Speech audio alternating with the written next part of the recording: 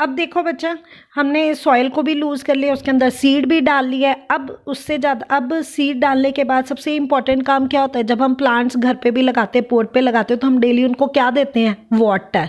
तो वाटर जो है सबके लिए एसेंशियल है। हम भी विदाउट फूड तो रह सकते हैं, लेकिन विदाउट वाटर जो है वो हम बिल्कुल भी सर्वाइव नहीं कर सकते, क्योंकि हमारी खुद की भी बॉडी 70% किससे बनी हुई है, वाटर से मिलके बनी हुई है। तो यहाँ पर भी जब हम वाटर जो है क्रॉप्स को प्रोवाइड करते हैं अलग अलग टाइमिंग में, that is called as a irrigation. तो irrigation, what is meaning of irrigation, तो ये क्वेश्चन जो डेफिनेशन है वेरी इंपॉर्टेंट है। इरिगेशन क्या होती है, तो खेतों में उन सीड्स को पानी देना, खेतों में या पानी देना, that process is called as a irrigation कहते हैं। तो सोर्सेज ऑफ इरिगेशन अलग अलग है। पहले जो इरिगेशन होती थी वो वेल से होती थी, ट्यूबवेल लग चुके हैं, पॉन्ड्स है, लेक, रिवर, डैम्स, कैनाल्स, इनके थ्रू जो है प्लांट बॉडी को इरिगेट किया जाता है। ये देख लीजिए, ये ट्रेडिशनल मेथड दिए गए हैं। तो बहुत इंपॉर्टेंट क्वेश्चन है कि जो ट्रेडिशनल मेथड है वो कौन कौन से हैं। पुली सिस्टम है, चेन सिस्टम है। तो ये सारे, ये जो सारा सिस्टम है ये कौन सा दिया गया है, सारा ट्रेडिशनल मेथड ऑफ इरिगेशन है। और आजकल जो न्यू मेथड है वो कौन से यूज़ किए जाते हैं, स्प्रिंकल सिस्टम किया जाता है, ड्रिप सिस्टम किया जाता है। तो स्प्रिंकल सिस्टम में क्या होता है बेटा, एक फाउंटेन सिस्टम लगा होता है, पाइप्स के थ्रू वेल के साथ इसे कनेक्ट किया जाता है एक मोटर के साथ, और इसका पूरा चैनल जो होता है, जो इसकी पाइप्स होती हैं वो रेगुलर इंटरवल पे प्लांट्स पे लगाई जाती हैं और इनको एकदम से छोड़ दिया जाता है, और फाउंटेन की तरह ये जो है पानी पूरे खेतों में एक ही टाइम पे जाना जो है वो स्टार्ट हो जाता है। दूसरा आ जाता है ड्रिप सिस्टम। ड्रिप सिस्टम में क्या होता है कि जो पानी है वो ड्रॉप बाय ड्रॉप जो है वो पाइप्स के थ्रू निकलता रहता है, ड्रॉप बाय ड्रॉप वो जाता रहता है, और इस पाइप्स की जो पोजीशन है वो अंडरग्राउंड रखी जाती है, रूट्स के पास रखी जाती है, ताकि रूट्स को जो है वो प्रॉपर पानी मिलता रहे। तो इसीलिए इसको क्या बोला जाता है, ड्रिप सिस्टम बोला जाता है। तो ये जो है ये बेस्ट टेक्निक है फ्रूट प्लांट्स, गार्डन्स और ट्रीज को देने के लिए, और ये ड्रॉप बाय ड्रॉप देता रहता है, इससे पानी जो है बिल्कुल भी वेस्ट नहीं होता। और सबसे इंपॉर्टेंट बात जो है वो वाटर जो है वो डायरेक्टली रूट्स तक चला जाता है, और क्योंकि रूट्स ही जो होती हैं वो पानी को एब्जॉर्ब करती हैं with the help of xylem. ये आपको पता होगा, और ये बहुत ही इंपॉर्टेंट क्वेश्चन है कि वाटर जो है is absorb by roots with special cell called xylem. तो जाइलम जो होता है वेस्कुलर बंडल के अंदर प्रेजेंट्स होते हैं, जो कि एक प्लांट सेल के अंदर प्रेजेंट होते हैं। अब देखो, जब कोई खेती की जाती है या आपने अपने घरों की वॉल्स के ऊपर या टेरिस पे जब आप गए होगे, तो बहुत ही ऐसे ही प्लांट जो है वो अपने आप ग्रो करने शुरू हो जाते हैं। तो जो अनवांटेड प्लांट्स है जो कि हमें नहीं चाहिए होते और जो ऐसे ही अपनी मर्जी से ग्रो कर रहे होते हैं, तो they are called as a weeds. तो ऐसे ही जब किसान इतने लार्ज प्लेटफॉर्म के ऊपर फसलों को ग्रो करवा रहा है, तो उसके साथ अनवांटेड प्लांट्स भी आ रहे हैं। तो ये अनवांटेड प्लांट्स क्या करते हैं, ये दूसरी फसल्स को नुकसान पहुंचाने का काम करते हैं। तो ये जो अनडिजायरेबल प्लांट्स हैं इनको हम क्या कहते हैं, वीड्स। और इन वीड्स से प्रोटेक्ट करने के लिए they use the certain chemicals, and that chemicals are called as a weedicides. उनको क्या बोला जाता है, वीडीसाइड्स बोला जाता है।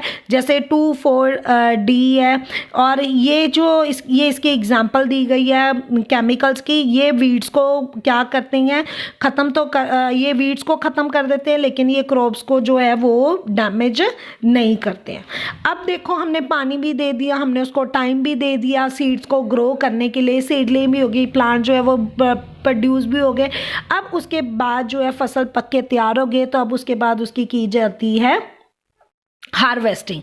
तो हार्वेस्टिंग क्या होती है, हार्वेस्टिंग होती है फसलों को काटना। जब फसल पक जाती है, जब क्रॉप जो है पूरी अच्छी तरह पक जाती है, उसके बाद उस फसल को क्या किया जाता है, काटा जाता है। And that cutting of crop after it mature, that is called as a harvesting. तो ये जो हार्वेस्टिंग है ये तो या तो मैनुअली भी की जाती है with the help of sickle, and this is a diagram of the sickle, और by machine, and that is called as a harvester. तो इस जो हार्वेस्टर है, ग्रेन सीड्स जब इनको सेपरेट किया जाता है फिर उसके बाद इनके सीड्स को क्या कर दिया जाता है, सेपरेट किया जाता है from the chaff, and that process is called as a threshing है। और ये जो थ्रेशिंग है that is help with a machine and that is called as a combine. तो कंबाइन जो है वो क्या काम करती है, दो चीज़ों का काम करती है। ये it act as a harvester, एक तो फसलों की कटाई करती जाती है, दूसरा जो ये क्या करती है सीड्स को उनके शेफ से उसको सेपरेट करती जाती है। तो ड्यूल इन वन है ये। तो जब ये किसान हार्वेस्टिंग करते हैं उसके बाद जो स्टब होता है, मतलब जो पीछे रह जाती है चीज़ें, उसे किसान क्या कर देते हैं, बर्न कर देते हैं। लेकिन आजकल पोल्यूशन की वजह से इसे बैन कर दिया गया है कि ये जो उनका जो स्टब्स है वो जो बच जाता है मटेरियल है उसको नहीं करना है, बिकॉज ये क्या करता है, पोल्यूशन क्रिएट करता है। तो दूसरा मेथड क्या है, उसके अलावा जो किसान है अगर उसके पास कंबाइन नहीं है या उसके पास कोई स्पेशल इंस्ट्रूमेंट, तो इसके लिए विनोइंग का भी यूज़ कर सकता है। इसके लिए वो घरों में फ़ैन लगा देते हैं और उसको क्या करते हैं, एक जिसे आप छत कहते हो उसके अंदर डाल के ग्रेन्स को और उनके सीड्स को या उनके शेफ को क्या करते हैं, सेपरेट करते हैं। तो जब ये सीड्स सेपरेट हो जाते हैं फिर उनको क्या किया जाता है, स्टोर किया जाता है। तो जो फ्रेश क्रॉप्स होती हैं बहुत ज़्यादा मॉइस्चराइज़र होती हैं, तो उनमें कीड़ा लगने का, उनमें फंगस लगने का बहुत ज़्यादा खतरा रहता है। माइक्रो ऑर्गेनिज्म उसके ऊपर अटैक ना करे, रैट्स अटैक करते हैं, इंसेक्ट, तो उनसे बचने के लिए इनको बहुत ही केयरफुली इनको स्टोर किया जाता है। Freshly harvested seeds are store without drying, they may get spoil और अटैक बाय दी ऑर्गेनिज्म। अगर हम उसे नहीं सुखाते हैं तो माइक्रो ऑर्गेनिज्म उसे क्या कर देंगे, अटैक कर देंगे। सो उनको जो स्टोर किया जाता है उनको अच्छी तरह सुखा के जो है उनको ड्राई करके सन के अंदर, ताकि उनका जो मॉइस्चराइज़र जितना भी है वो क्या हो सके, ड्राई हो जाए, मॉइस्चराइज़र रिमूव हो जाए, तो हम उसको सेव कर सकते हैं। अब देखो हम घर में चना वगैरह हमारे घर में होते हैं, राजमा होते हैं, वो सब क्या है, ड्राई फॉर्म ऑफ सीड्स की है, तो वो घर कंटेनर में पड़े भी रहते हैं तो वो ख़राब नहीं होते हैं। So these prevent the attack of insect, paste, bacteria और फंगस। क्लियर है बेटा?